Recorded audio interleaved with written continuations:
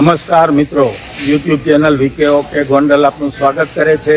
અને આજે આપણે આવી ગયા છીએ નવલખા પેલેસ ગોંડલ, કે જ્યાં આજરોજ ગોંડલના નેક નામદાર મહારાજા શ્રી હિમાંશુસિંહજી જાડેજા દ્વારા અહીંયા શસ્ત્ર પૂજનની વિધિ થવાની છે, જે આજે આપણે તેમનો લાભ લેવાનો છે.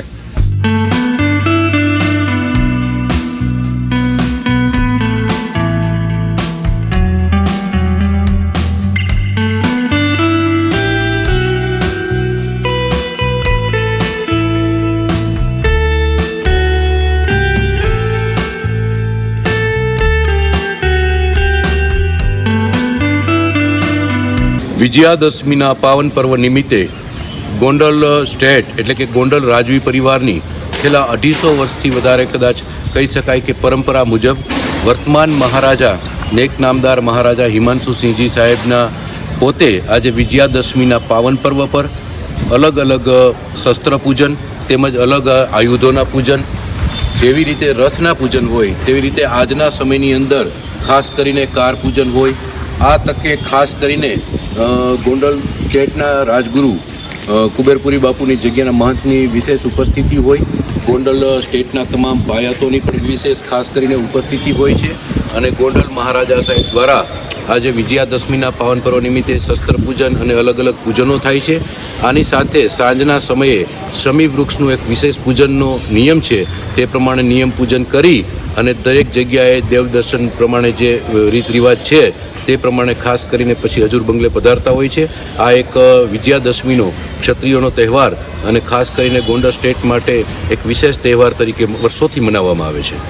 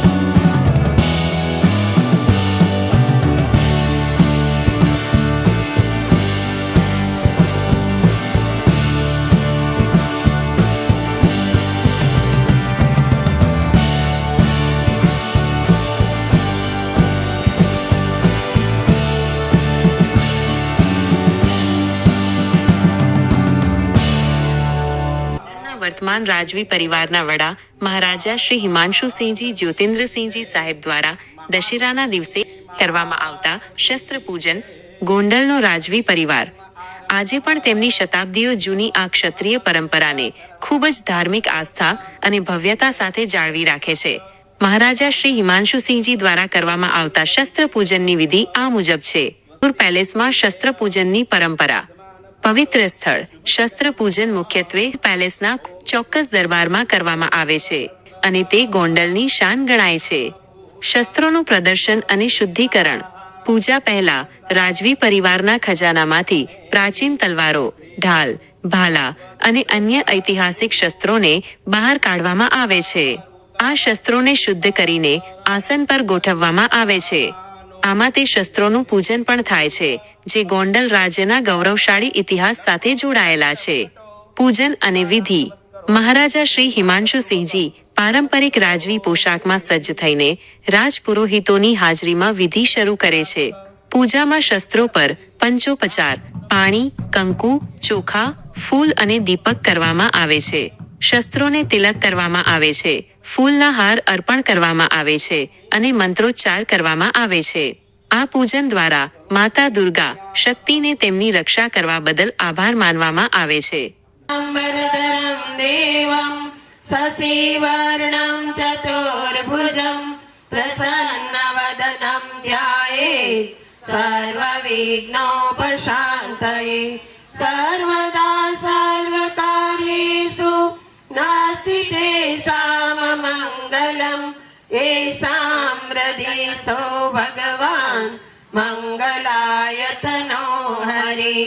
विनायकं गुरुं भानुं ब्रह्मा विष्णु महेश्वरं सरस्वतीं प्रणम्यादो शान्तिकार्यार्थसिद्धये. मङ्गलं भगवान् विष्णुः मङ्गलं गरुडध्वज मङ्गलं पुण्डरीकाक्षो मङ्गलायतनो हरे. त्वं वै चतुर्मुखो ब्रह्मा सत्यलोका पितामहः.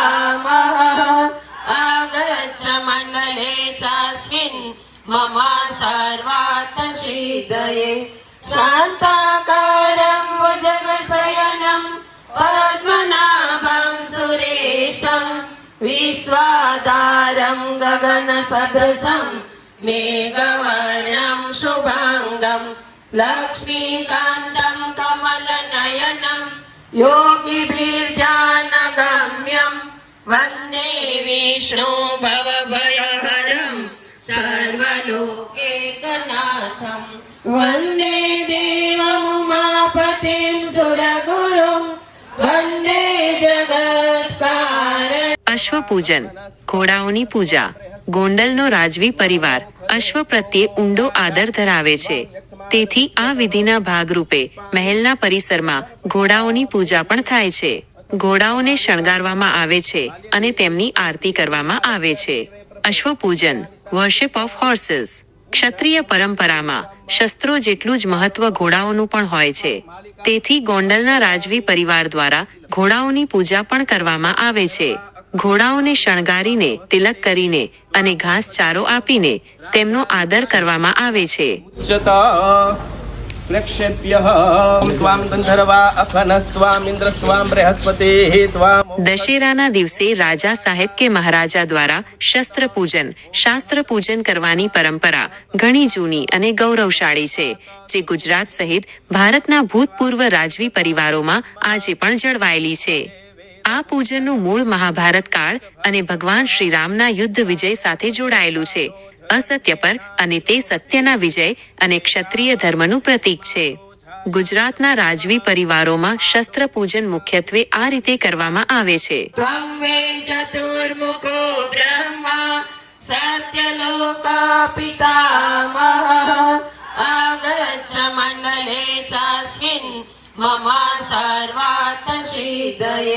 शान्ताकारं भुजगशयनं पद्मनाभं सुरेशं. ગોંડલના રાજવી પરિવાર ગોંડલ રોયલ ફેમિલી તેમના ઐતિહાસિક અને સાંસ્કૃતિક વારસાને જાળવી રાખીને દશેરાના દિવસે ભવ્ય રીતે શસ્ત્ર પૂજન કરે છે.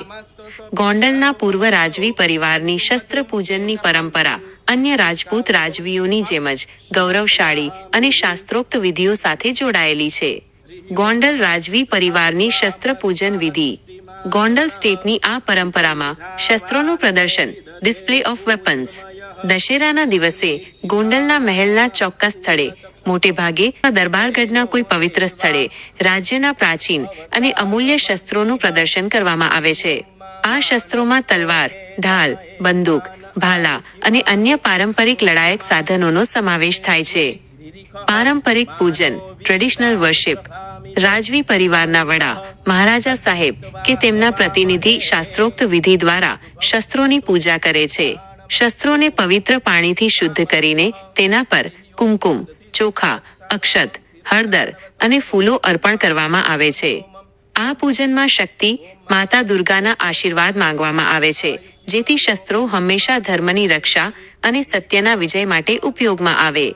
देशं विश्वाधारं गगनसदृशं मेघवर्णं शुभाङ्गं लक्ष्मीकान्तं कमलनयनं योगिभिर्ध्यानगम्यं वन्दे विष्णु भवभयहरं सर्वलोकैकनाथं वन्दे देवमुमापतिं सुरगुरुं वन्दे जगत्कारणम्.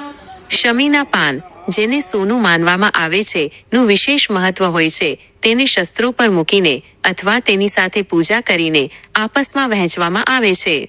મંત્રોચ્ચાર સાથે દીપક અને ધૂપ કરીને આરતી કરવામાં આવે છે. ઉદ્દેશ્ય અને પ્રતીક. આ પૂજન શક્તિ, માતા દુર્ગાને યાદ કરીને, શસ્ત્રોને એક સાધન નહીં પણ દેવતા માનીને તેમનો આભાર માનવાનો હેતુ ધરાવે છે.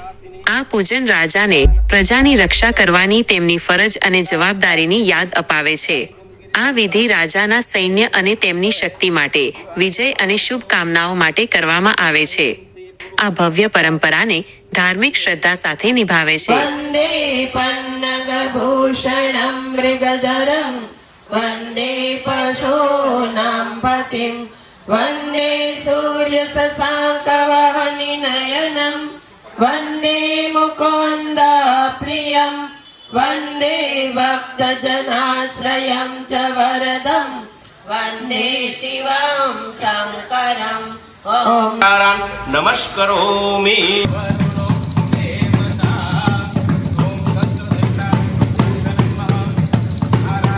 क्षीयमामृता दुर्गे स्मृता हरसि भीतिमसे सजान्तो स्वस्ते स्मृता मतिमति दारिद्र दुःख भयहारिणि कात्वधान्य सर्वोपकार करणाय सदा दचिता शुक्ला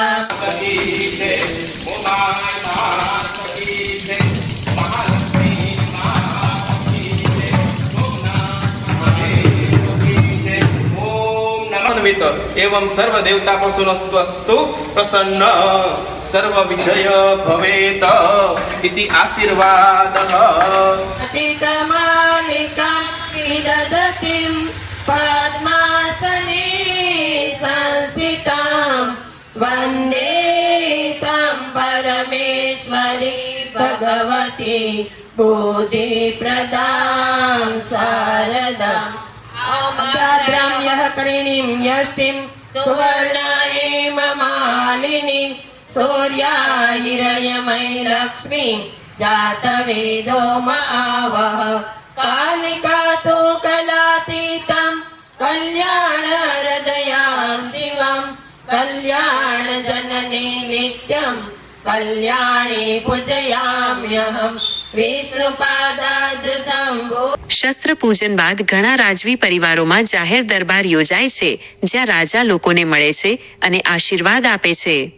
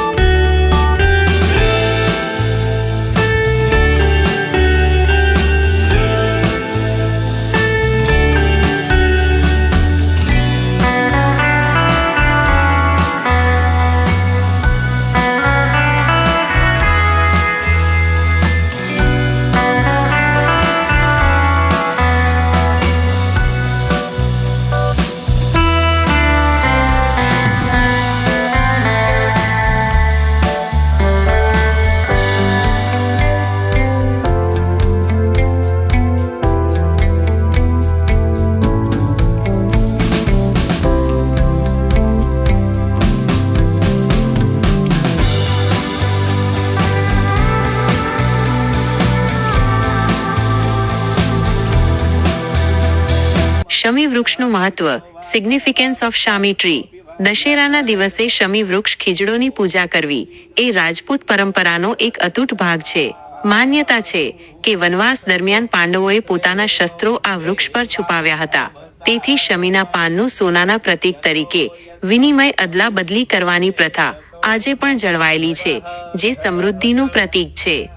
ગોંડલનો રાજવી પરિવાર તેની પરંપરાઓને જાળવી રાખીને માત્ર ધાર્મિક વિધિ જ નહીં, પરંતુ ગોંડલના ભવ્ય ઇતિહાસ અને ક્ષત્રિય સંસ્કૃતિને પણ ઉજાગર કરે છે. પવિત્રાણી પૂજા કાલે સદા મમ બ્રહ્મા મુરારી શ્રી પુરાંતકારી ભાનો શશી ભૂમિ સુતો બુધશ્ચ ગુરુશ્ચ શુક્રઃ શનિરાહુ કેતવ સર્વે ગ્રહા શાંતિકરા ભવન્તુ. શમી પૂજન અને સોનાનો વિનિમય. દશેરાના દિવસે શમી વૃક્ષ ખીજડોની પૂજા કરવામાં આવે છે. મહારાજા દ્વારા શમીના પાનનું વિનિમય પરિવારના સભ્યો અને નજીકના સરદારો સાથે કરવામાં આવે છે. શમીના પાનને સોનાનું પ્રતીક માનવામાં આવે છે, જે સંપત્તિ અને સમૃદ્ધિનું સૂચક છે.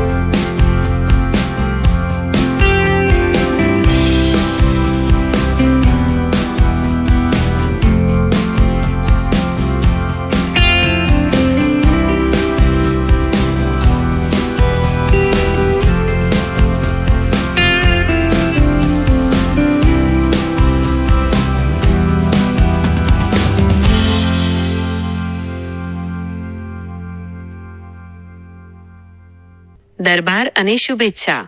પૂજન પૂર્ણ થયા બાદ મહારાજા દ્વારા ઘણીવાર અનૌપચારિક દરબાર યોજવામાં આવે છે, જ્યાં તેઓ પરિવારના સભ્યો, સ્થાનિક અગ્રણીઓ અને પ્રજાજનોને વિજયાદશમીની શુભેચ્છા પાઠવે છે અને આશીર્વાદ આપે છે. આ પૂજન માત્ર એક ધાર્મિક ક્રિયા નથી, પરંતુ ગોંડલના ભૂતપૂર્વ શાસકોની પ્રજાની રક્ષા કરવાની જવાબદારી અને તેમની ક્ષત્રિય ધર્મ પ્રત્યેની પ્રતિબદ્ધતાનું જીવંત પ્રદર્શન છે.